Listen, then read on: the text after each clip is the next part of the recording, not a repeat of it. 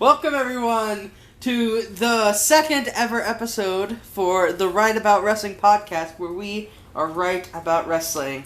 Today's episode is the current state of the United States title in the WWE. And with me here today is Kadeem Coleman. Yep. Hello, everybody. The U.S. title has changed 4 times in the past 2 months, which I would not have a problem with if the state of the WWE title wasn't so bad. And, you know, with guys like AJ Styles, Chris Jericho, and Kevin Owens holding it, and Roman Reigns, feels like this title has really been elevated to the point where we'd even talk about it. Because when guys like Kalisto and Alberto Del Rio would hold it, or like when Kofi Kingston in his later years before the New Day would hold it, it didn't seem like, you know, a thing that would be talked about. So I guess it's good that we could make an entire podcast episode around the U.S. title, where before, if we did a podcast, it would be like 5 minutes of conversation, if that. You know, I guess it's just refreshing to not go, who's the U.S. champion again? Every week. True. I think to really understand what's been going on with the U.S. title lately, I don't want to go all the way back to the beginning of the brand split, but I'd like to go all the way back to Roman Reigns. Because this was a form of punishment, what I heard, yet he still elevated it. Because, you know, he's... I don't want to say he's the most over... I said he had no care for the U.S. title. What do you mean, no chance? I said no care. Oh, okay. Yeah, but still... I feel like he actually made the U.S. title important, and brought it... He expanded on the level Rusev brought it to, which I thought was very impressive. Even though I hated what he did for the U.S. title was really important, because he was just booked like he's booked, but it was the U.S. title, which made it seem more important, because his match at SummerSlam 2016... You know, it just ended in no contest, but that was one of the best uses of no contest finish I've seen in a while, where, like, Roman just leaves, but then comes back and beats up Rusev, to where when they fought again at Clash of Champions in Hell in a Cell, well, I didn't really care at Clash of Champions, but Hell in a Cell I really cared to see who was going to win, even though it just opened up the match, or opened up the pay-per-view, I should say. He was the last man eliminated at the Survivor Series match by both Bray Wyatt and Randy Orton.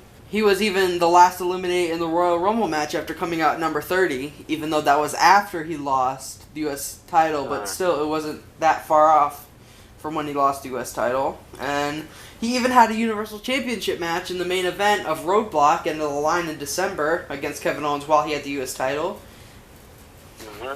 And it's not like he only defended it on pay-per-views.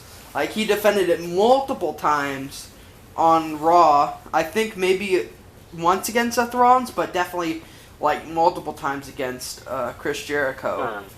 What did you think about Roman Reigns' reign? It kind of damaged the belt. How do you think it damaged the belt? Because he wasn't really defending it, and Well, I mean, not at first, but towards the end. he didn't really look nice with it. He kind of just like swung it on his shoulder, then came into the ring. Yeah.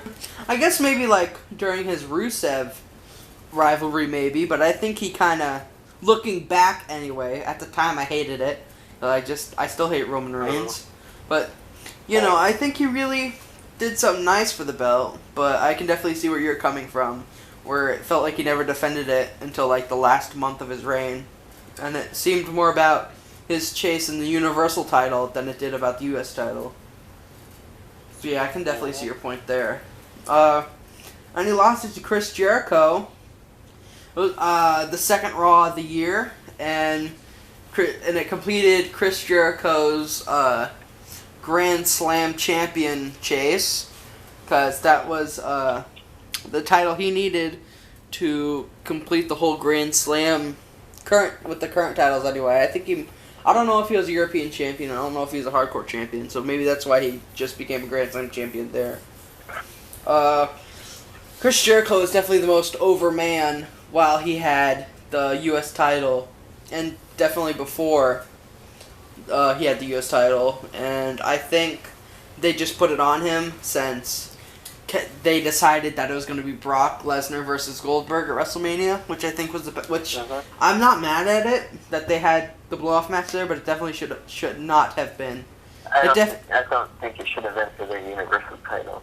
Yeah, I think it should have just been like a little match, like hey, it's number 3. So I don't know, maybe they just threw the Universal title in there to make people care, which didn't really work. The fact that Kevin Owens was so concerned with the U.S. title, storyline wise anyway, I'm sure backstage he wasn't really thrilled about losing the Universal title to Goldberg, but you know, he was the United States champion during the Best Raw segment of all time, in my opinion, the Festival of Friendship. Did you see where they're even releasing a Mattel, I think, is a new toy company they have. Mattel playset of the Festival of Friendship. It has the statue, the painting, and it has the list. Yeah, I thought that was cool. Yeah, and that match at WrestleMania, I think, was one of the better was the second best match, because obviously Styles versus Shane was the best, but I don't think WrestleMania 33 was a really good wrestling show. It had a lot of great moments, but it wasn't really a wrestling show. Yeah, it had a bunch of great moments. Yeah, like the ladder match, it wasn't anything entertaining until like the Hardy Boys came out and Jeff did a swanton bomb to both Cesaro and Sheamus off the ladder, and Matt Hardy just pulled down the titles. That was like the only entertaining parts. Like, I can't tell you what happened between them. Kevin Owens won at WrestleMania 33 and had a short reign as the United States Champion, which I loved on SmackDown. The whole Face of America thing, where he even shaved his beard and cut his hair. I wish they would have kept that. I like that with him wearing suits. No, you can't do that gimmick anymore because his beard is gone. I know. I wish they would have kept it. But anyway, I thought it was a nice touch whenever he walked around his face, when his face was superimposed on the LED stage. I thought that was cool. Like, he just had his face right there and he just walked around it. That was funny. And I love him on SmackDown Live right now, even though I still wish he was the Universal Champion, either him or Finn. And he only held it until Payback, and then 2 nights later, Chris Jericho lost and went on his Fozzy tour, and I didn't see the point of that. Like, it was kind of pointless to take it off Chris Jericho. And like, whenever Chris Jericho's match ends in a lion tamer, not a lion tamer, Walls of Jericho, it just seems anticlimactic, because like, no one ever taps out to the Walls of Jericho. It's usually the lion tamer, you know? So like, whenever someone just taps out in the Walls of Jericho, it feels weird, because like, as soon as he puts it on, it's like, okay, he's gonna get out. But then when they don't, it's like, what? Kevin Owens just had it until, I think this is like the longest reign since Roman's reign, or since Chris Jericho's first reign, because he held it after he beat Jericho and then lost it at the Raw Madison Square Garden show, which was weird that it was a SmackDown match for a SmackDown title on a Raw show. But, you know, it's Madison Square Garden. I'll let it slide. He had a good match with AJ Styles at Backlash. Like, everyone's saying, oh, I hate all the matches Kevin Owens and AJ Styles has. It's so anticlimactic. I was like, yeah, but it's supposed to continue the feud. Like, you know, I thought it was a good match, including the spot on the table. Like, kayfabe-wise, it was sad. But, and then he lost his Money in the Bank match, which makes sense, because, you know, he already has the U.S. title, and it's already, like, the main event title, so might as well just give it to another guy. Then AJ won this Independence Day Battle Royal for a U.S. title match at Battleground, but ended up, you know, going to the Madison Square Garden show, which would have sucked. I would have loved to see that match, because judging by the reactions of the match, the crowd was hyped for it, so I would have loved to see it. I'd rather see that match than the Battleground match, which was abysmal. AJ Styles just held it a couple days until Battleground. And then it was like boring, and then Kevin Owens' shoulder was up, but the ref didn't see it because I think it was a botched spot.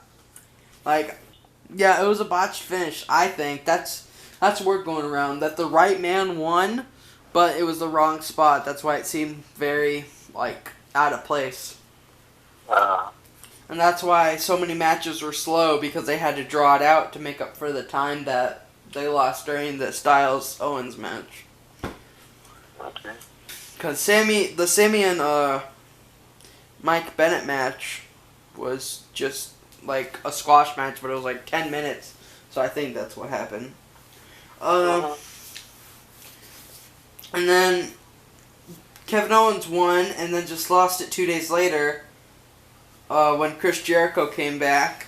Thank God. Maybe he'll save SmackDown Live. Had a triple threat match in the main event, which I thought was great that they had the main event, other than saying, oh, we're going to do this right now, and having the best match of the night be the first match, and then have everybody turn it off. At least they have something to wait for. Kevin Owens' third reign, pointless. Third? Wait. That's his second ring, eh?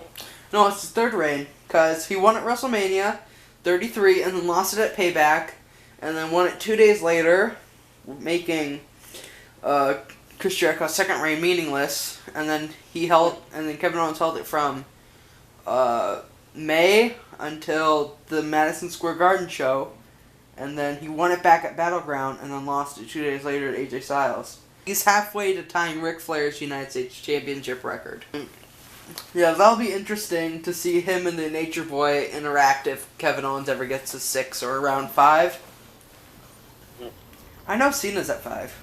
Ric Flair would get involved in that feud. Well, I mean, I'd hope so, to see Ric Flair on TV again, if Kevin Owens is going to tie his record.